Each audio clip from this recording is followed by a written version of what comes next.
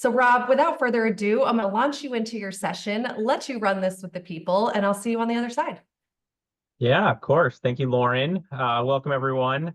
I don't know if you got all of Lauren's intro because of the mute, so I think she gave me a little introduction, so I'll do it again real quick. So Rob Sauter, VP Owned and Earned Media. Here to talk a little bit today about keyword cannibalization and an opportunity and a case study that everyone on this call can utilize at their own business. It requires no special technology, no special budget. A test that you can provide and you can execute on if you run both paid search and SEO. So our agenda for today, we will have a quick topic overview, define some terms. I will get straight into the problem statement, talk a little bit about our process and plan, the results we saw in this particular case study, and a recommendation forward, both for all of you as you look to tackle this challenge, and also specifically what we recommended in this particular case. So there's really two core terms we're going to talk about that I want to define upfront, just to make sure we're all on the same page. So the first is the idea of incrementality, right? So generally speaking, incrementality speaks to the value of a lead. So for example, in this particular context, we're going to talk about branded paid search and branded organic SEO. And what we're trying to uncover is how incremental is branded paid search? Meaning, for example, if we didn't pay for this branded paid search, would organic search pick this up on its own and capture the same amount of leads? And the gap between what paid search would capture in a hypothetical environment and what organic would capture is incrementality. And often what you see is, to break it down into three categories, is competitive conquesting in paid search is the most incremental. Non-branded paid search tends to be in the middle of the incrementality spectrum, and branded paid search tends to be on the very low incremental section. So what we'll talk about today is a very common environment where we do see cannibalization, meaning organic SEO, or I should say paid SEO or paid search eating and stealing and cannibalizing some of the leads from SEO, causing sort of a multi-channel environment that's important to understand as a digital marketer. In this case, again, one of the most common questions that you see in the digital space is branded paid search worth it? And is it actually driving growth? And again, we're going to try to tackle and give you an example on how we do that today. So have you ever felt like you're on a seesaw where on one side you make some changes, you boost that branded search budget and paid, and suddenly paid search goes up and you're doing great, you're seeing amazing feedback, your cost per lead goes down, you're feeling really strong about paid search, but then you go to your next call a few days later and the SEO team is seeing same amount of impressions, right? But man, the clicks have declined, and it seems like some of the brand impressions have gone down, and you start to see some strange insights around, oh, maybe brand is having a hard time. Potentially there's new competitors in the marketplace. Turns out that competitor is you. And going back and forth, and when you're not looking at that blended CAC and you're not looking at a multi-channel program, you can live on this seesaw for a really long time. And that's why it's so important to bring together these two data sets and these two opportunities to understand how paid search and organic search are playing together to help drive the overall growth for your business. So for today's case study, what is the problem statement? The problem statement is simple. Is the current brand search campaign driving incrementality, or is it simply cannibalizing our SEO program? So if you find yourself asking this question, follow along, and this will help you understand how you can take advantage of this test in this case study to give yourself some specific insights, some data, and give yourself an opportunity to make a decision on how you want to proceed with this search incrementality. So it starts with the process. This is pretty simple, and I'll walk you through our process, right? But step one is you have to create a hypothesis. So branded paid search is highly incremental, and conversions will not be picked up by SEO. That's the null hypothesis we are looking to disprove in this particular analysis. Next, you need to align on the type of test you want to do. How do you want to analyze? How do you want to test? In this case, we actually broke it out into a pre-post analysis, and we did create a control group. Once you are aligned on a test and you do have a method for capturing data and aligned on KPI, there's one small step that I think is very important. Before you run a test, before you execute a data gathering operation, define what decisions you want to make and the decisions you would make if data came back a certain way. So a mistake I see a lot of people make in analytics and in marketing is they run excellent tests, they get the results, and then there's a lot of floundering. I know the data says that, but I don't want to change the program. I don't want to tweak that. I don't want to rock the boat, right? If we're going to go through the process of data gathering, insights gathering, and testing, what's the point if we're not going to analyze, and implement an updated strategy? So I find it's best to establish that, get approval for those paths forward prior to operating and prior to using the money and time on a test, and then implementing them as the data prescribes. So again, just for this particular case, we actually scaled down paid search, then branded paid search, and then removed it altogether.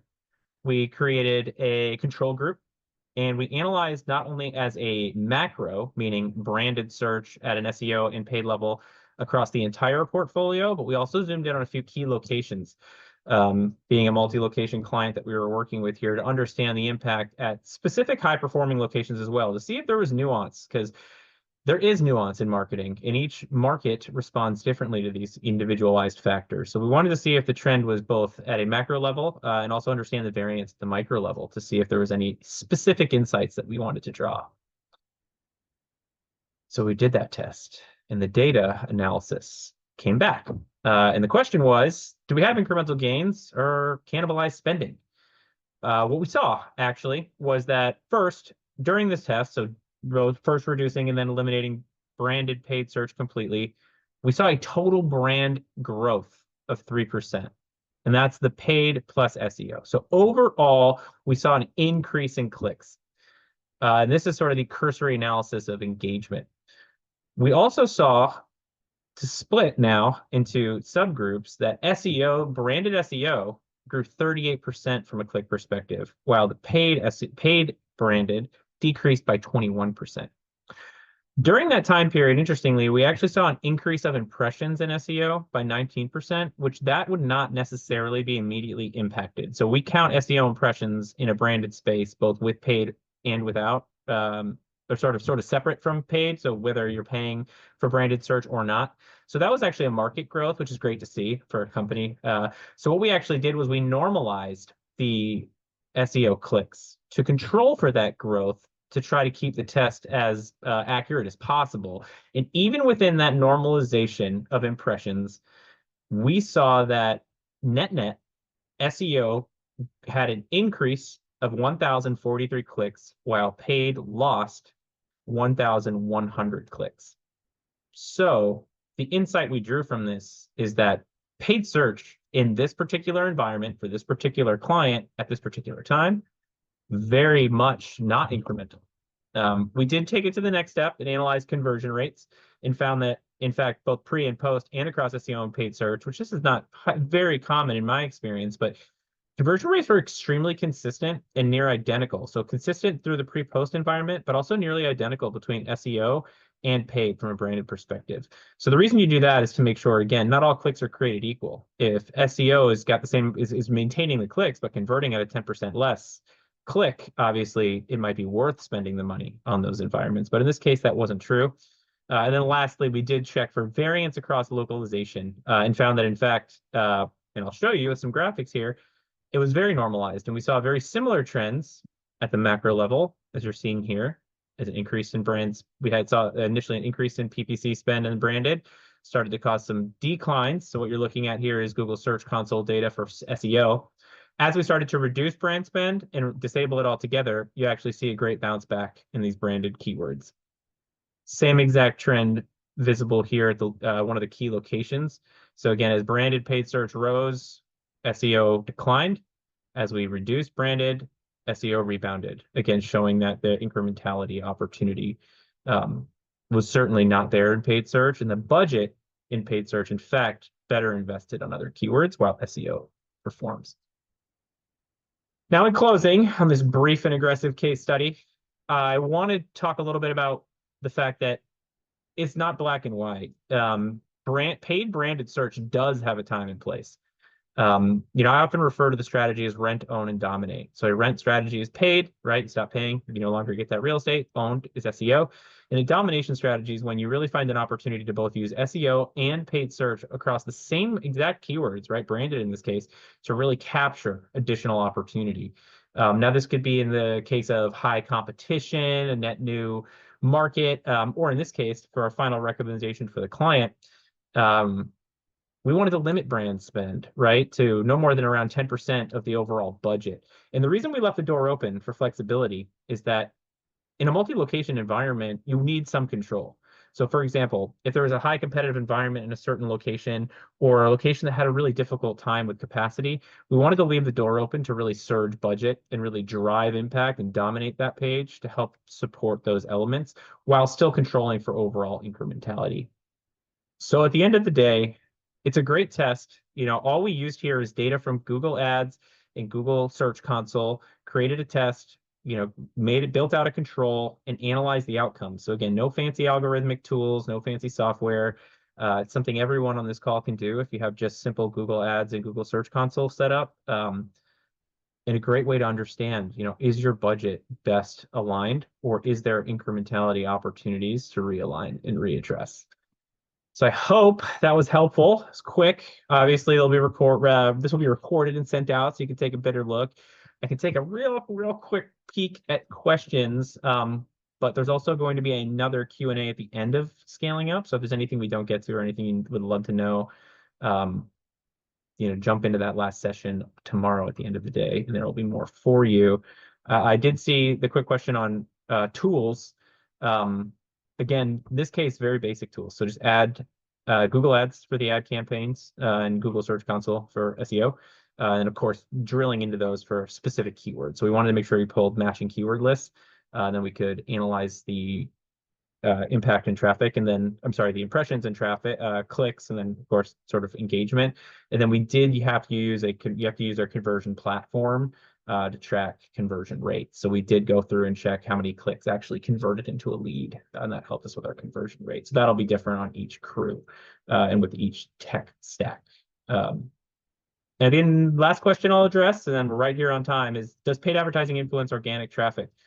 Yes. Yep, 100%. It depends, right? It depends. So the short answer is yes. The long answer is it depends. Depends on how, right? So for example, it can impact it positively and negatively. If you have a really good strategy for potentially mid and top funnel from a paid search perspective, bidding on non-branded keywords or using other elements of Google's platform, right? There's even a Google Display Network and all different types of ad space, right, that you can leverage within Google and on search. That will 100% get more brand value, get more brand visibility, and overall help your brand reach more people, especially in a great Google, in the paid environment where you can do great targeting. Those people are very likely to come back and search. In this case, if you're not spending a lot on branded, SEO will pick up those search volumes. So search can be an absolute growth tool and a support tool for SEO. And when done wrong, it can also be a hindrance to overall SEO performance. So thank you, everyone. Nice 15-minute sprint there. Again, if you have any questions, feel free to throw them here. Attend tomorrow afternoon. Appreciate everyone joining. Enjoy scaling up. And I will talk to you all later on.